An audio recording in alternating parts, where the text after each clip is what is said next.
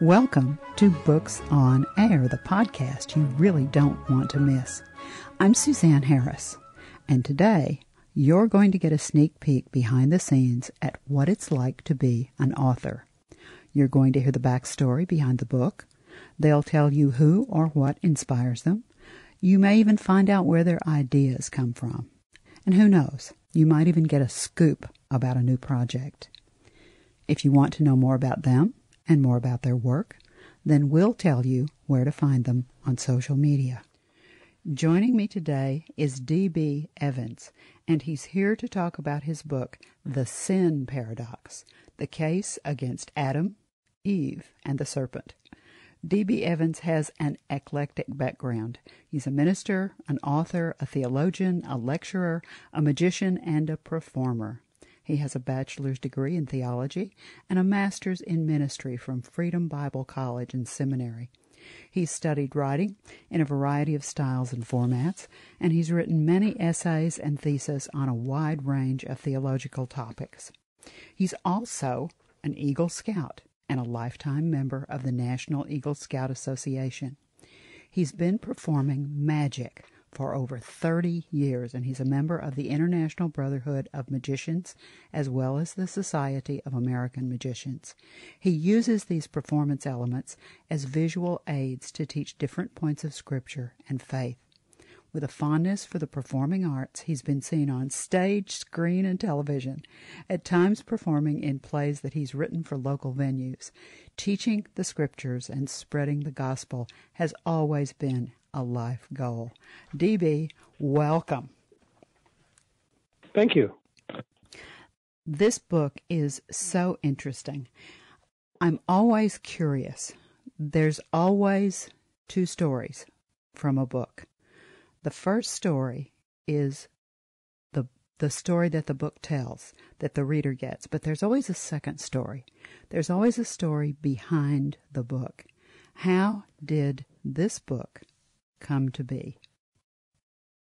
Well, when I was attending Bible college, late one night I was sitting on my bed. My wife was next to me. I think she was flipping through a magazine at the time. It was about 10 p.m. And I was working on a theory or a thesis trying to understand what people call the Trinity. Whether or not people believe it, some do, some don't, wasn't the point. It was just I was trying to understand it and see how deep it went and get a deeper concept of it. In the middle of it, I came up with something that didn't work. It didn't fit. I didn't understand it. It didn't make sense. And as I sat back and tried to understand it more and more, a word kind of whispered to my mind, to my soul, to my spirit. And that one word, I sat back, thought for a moment, turned to my wife and said, "You can go to sleep now. I have some work to do." And I started typing on my laptop. And about 1:30 in the morning, I sat back with a bit of an electric chill through me. The feeling was somewhat electric as I realized I had the outline for this book. I found that the answer that I came up with, that one whispered word, connected everything from Adam and Eve in the garden right on through the crucifixion and resurrection. It explained debt. It explained wars. It explained Adam. It explained the Passover. It explained how Jesus died, why he died that way, why the Last Supper went that way, how and why the Israelites were cast out of the land twice, once under the Babylonians, a second time under the Romans. All through these things, these events in biblical history suddenly became connected with a single thread through a single word. And I found that single thread and word continues to this day on an unbelievable level. And I fear that one day we may be kicked out of the land, as it were, as it happened all those other times. This was true inspiration for you, wasn't it? This was true inspiration. Oh, yes. Yes. This happened around 2010, and it took me 9 years to compile the evidence, because it's one thing to have an idea, and the other is to, bring it to fruition, to find the evidence that supported that idea. And over and over, I would hear the different ministers and preachers, even rabbis, would be giving their homilies and sermons, and I'd hear it. I would turn to my wife and go, "There's original sin. There it is again. There it is again." And it kept coming up, but nobody noticed it, what this event was, because we all have the same concepts of the Bible. And if you ask somebody what happened in the Garden of Eden with Adam and Eve, they'll say, "Oh, they disobeyed God." Well, that's self-evident. They were punished, so they disobeyed. But what did they do? They ate the fruit. What kind of fruit? The knowledge of good and evil. Well, we know they got the knowledge of good and evil, but what was the fruit? Well, it was from the tree of the knowledge of good and evil. Yes, we know that, but what was it? What did they do? They committed an overt act. They did something. They didn't just sort of ponder, we could disobey God. No, they did something. God said, don't do it, and they did it. It's more than just an esoteric kind of lofty idea. They did something. So what was it they did? And because it's a biblical story, that can only be found in the Bible. And I didn't think there was any chance there would be any support for this wild idea that I had. And then the evidence started mounting and mounting and mounting. There's actually 2 books already on it, with a third in production. And I've got, in this first book alone, the case against Adam, Eve, and the serpent, I've got over 800 biblical passages, a couple dozen biblical types and patterns, including all the threads that link everything together that I mentioned earlier. And it just keeps coming. Every day I find more and more evidence, enough to fulfill 3 books as it is now. And I've explained it to people about it, and they disagree. And that's what helped generate the title, The Sin Paradox, because what a paradox is a tenet contrary to perceived opinion, or a statement that is seemingly contradictory or opposed to common sense, and yet upon research is perhaps true. And that's exactly what this is. Once you research it, it could very well be true. I had one person in the discussion, because I would ask people, what's wrong with this? Where am I going wrong? And they would either give me a positive answer or a negative answer, or they wouldn't know. Some people disagreed with me flat out, which is fine. I don't mind disagreement, because that's how you test a theory. You look for what's wrong with it. And if you can't find what's wrong with it, it helps prove it more. You don't just try to find what proves it. I turned to one person who finally said, after going through all the different people, who said, "Oh, it's not true." Some were like, "Oh, yes, I think you're right on it." I turned to one very good friend who is very well read, and she said, "I just cannot believe it." And I said, "Why not?" She said, "I cannot believe it because it's the most horrible thing anyone..." And she stopped, turned and looked at me and said, "You might be right." Wow. I smiled and nodded my head.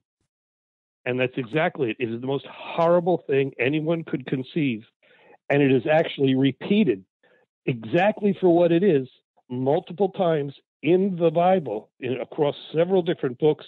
And you can follow it right on up through the Gospels, that this kind of an event happens. And it continued to happen right on up through the destruction of Jerusalem and Israel around 70 AD. It's an event that keeps happening. And God told the Israelites, when you sin, I will make you do this.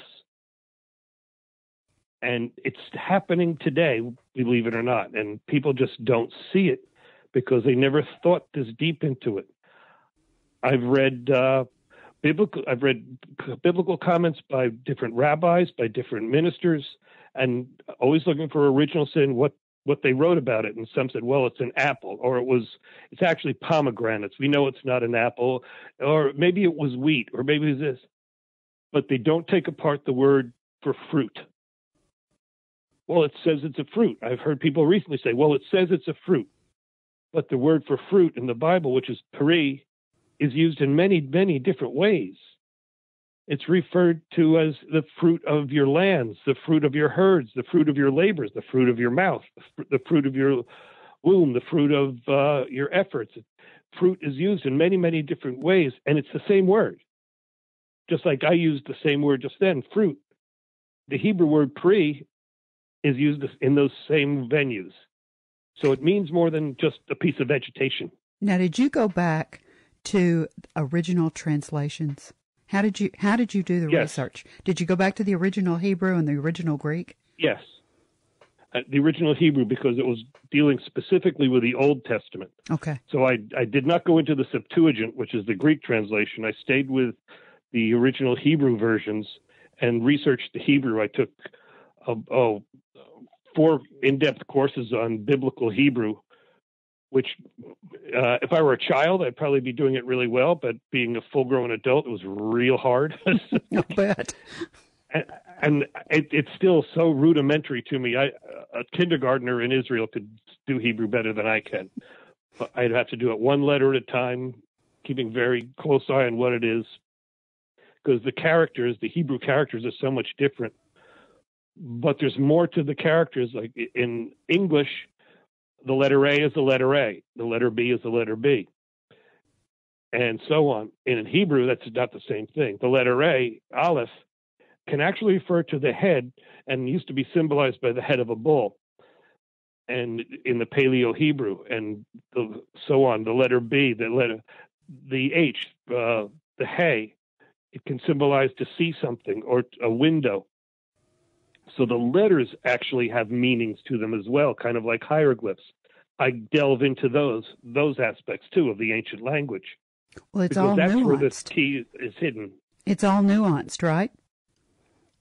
Everything's nuanced. The Exactly. Bible is an amazingly layered. I don't want to even use the word text. The biblical literature is layered with different meanings and emphasis and different styles, all at the same time. And it really takes some effort to study and figure out what it's saying, where it's saying. Is it talking about metaphors at that moment? Is it talking about straight prose? Is it just poetry? And you have to take it apart very carefully to figure out what it's saying.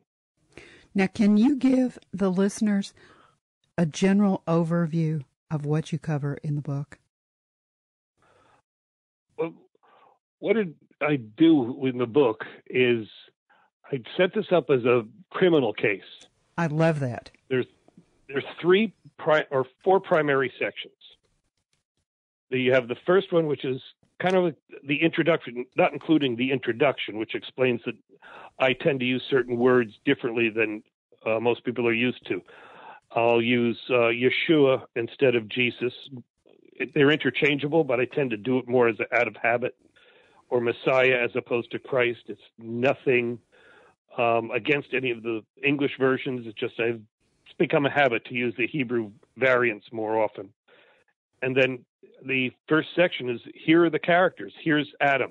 Here's what his name is. Here's what his name means. Here's where it comes from. Here's Eve. What does her name mean? How did that come about? And then there's the serpent.